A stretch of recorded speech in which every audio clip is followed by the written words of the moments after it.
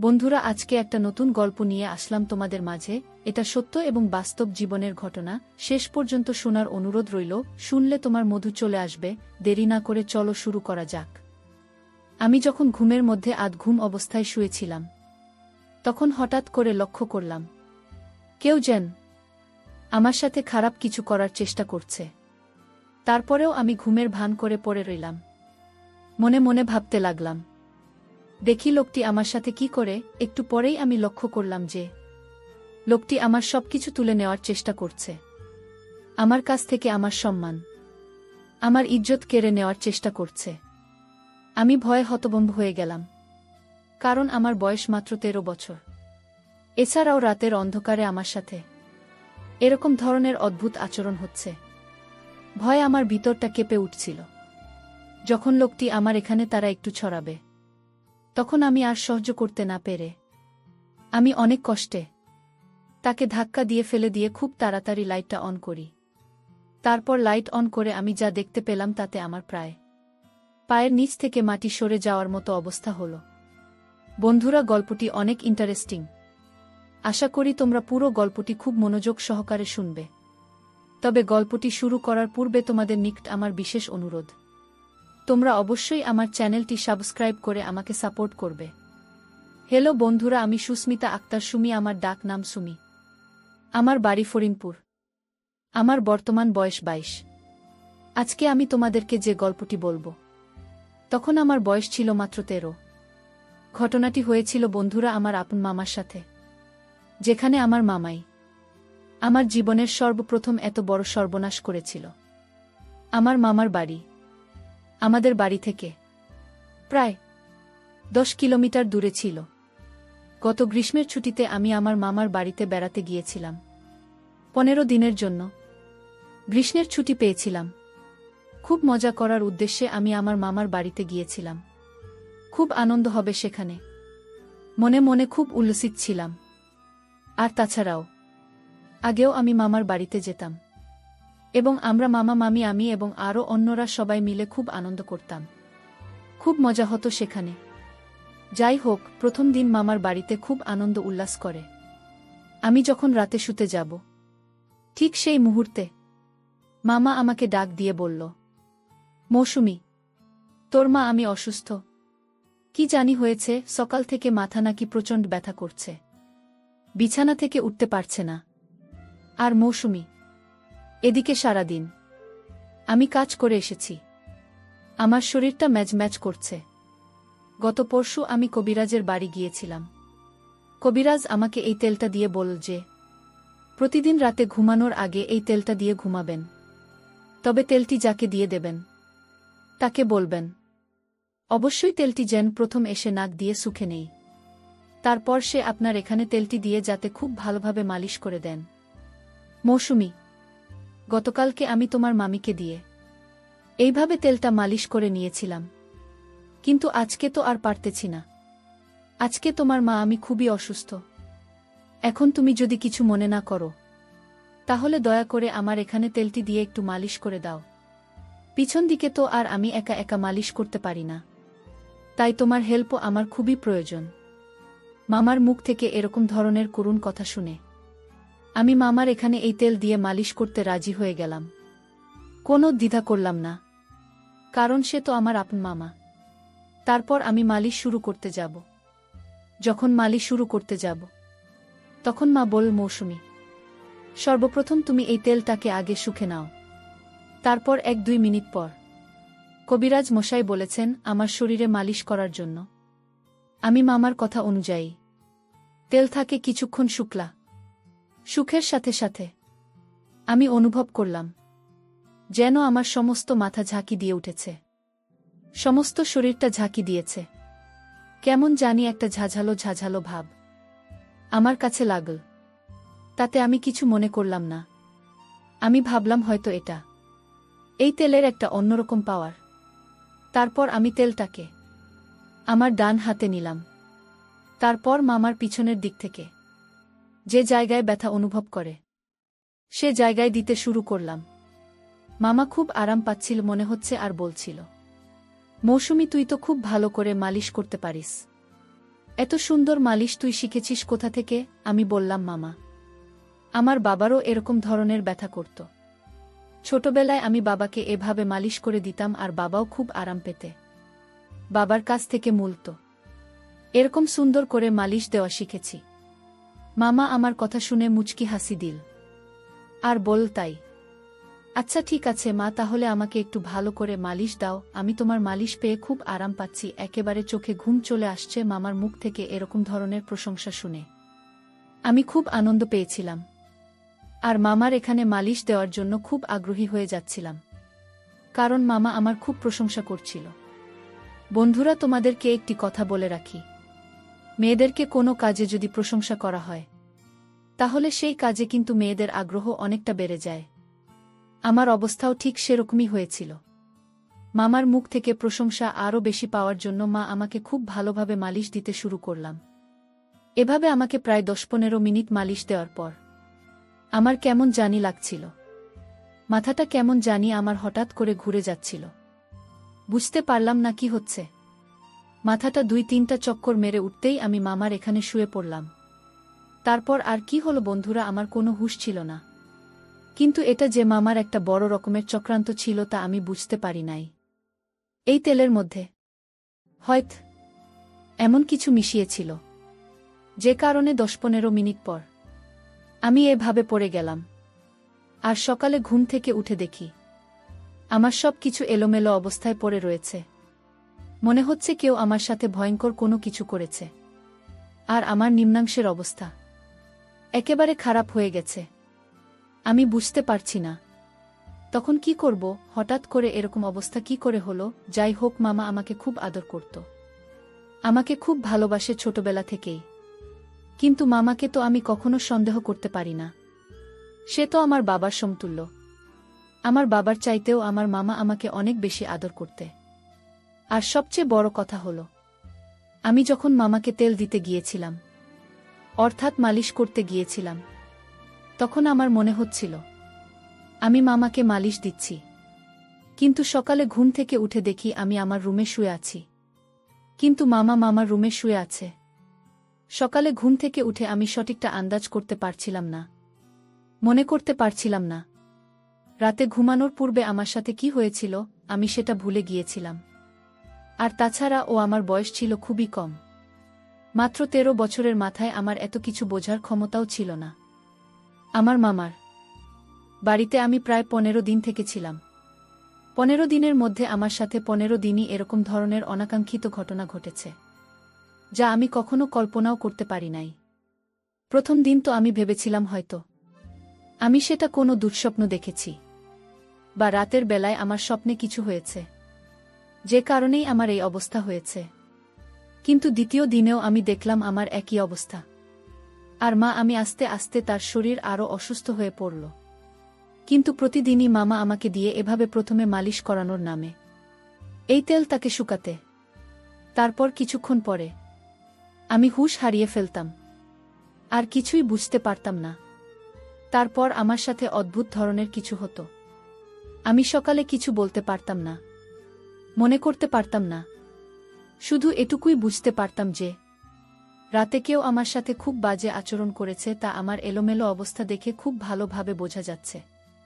মামার বাড়িতে বেড়াতে যাওয়ার প্রায় 10-12 দিন হয়ে গেল। প্রতিদিন আমি এভাবে মামাকে তেল মালিশ করতে যাই। তারপর আমার হুঁশ চলে যায়। তারপর আমার সাথে কি হয় আমি কিছুই বুঝতে পারি না।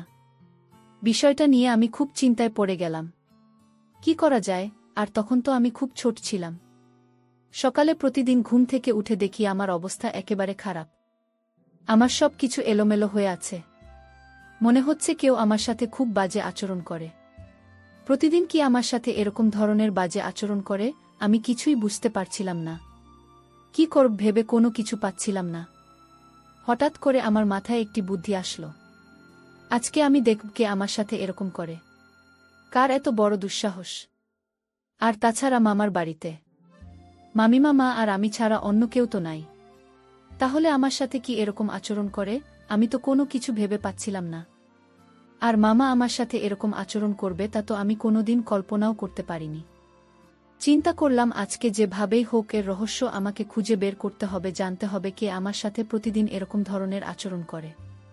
পরের দিন রাতের বেলায় মামা যখন আমাকে ডাকল তার এখানে তেল দিয়ে মালিশ দিয়ে দেওয়ার জন্য, তারপর মামা যখন বলল তেলটা আগে শুকে নিতাম, আমি একটা টেকনিক কাটিয়ে আমার নাকের ভেতরে তোলা ফিটিং করে দিলাম। এমনভাবে তোলা লাগিয়েছিলাম যাতে এই ওষুধের যে পাওয়ার, ওষুধের ক্ষমতা, সেটা আমার নাকের ভিতর দিয়ে কখনো আমার ভিতরে না যেতে পারে। আর যদি না যেতে পারে তাহলে আমি আর অজ্ঞান হব না, তাহলে আমি বুঝতে পারব প্রতিদিন কি আমার সাথে এরকম ধরনের নোংরামি আর বাজে আচরণে মেতে ওঠে। মনের মধ্যে কিছুটা ক্রোধ, কে আমার অগোচরে সে আমার এত বড় সর্বনাশ করছে। পরিকল্পনা অনুযায়ী আমি আমার কাজ করতে লাগলাম। কিন্তু সে দিন যখন মামার এখানে তেল দিয়ে মালিশ করতে যায় তখন আর আমি অজ্ঞান হইনি, কারণ এই তেলের মধ্যে যে প্রয়োজনটা ছিল সেটা আমার এখানে ইফেক্ট করতে পারে নাই। তারপরেও আমি পূর্বের মতো ভান ধরে পড়ে রইলাম। কিছুক্ষণ পর দেখলাম মামা আমাকে শুইয়ে আস্তে আস্তে তার রুমে চলে গেল। আমি অবাক হতে লাগলাম যে মামা তো আমার এখান থেকে আমাকে সুন্দর করে শুইয়ে তারপর চলে গেল, তাহলে সকালে ঘুম থেকে উঠে আমার এরকম অবস্থা হয় কেন? ভাবলাম আজকে সারা রাত সজাগ থাক, দেখব আমার সাথে কি হয়।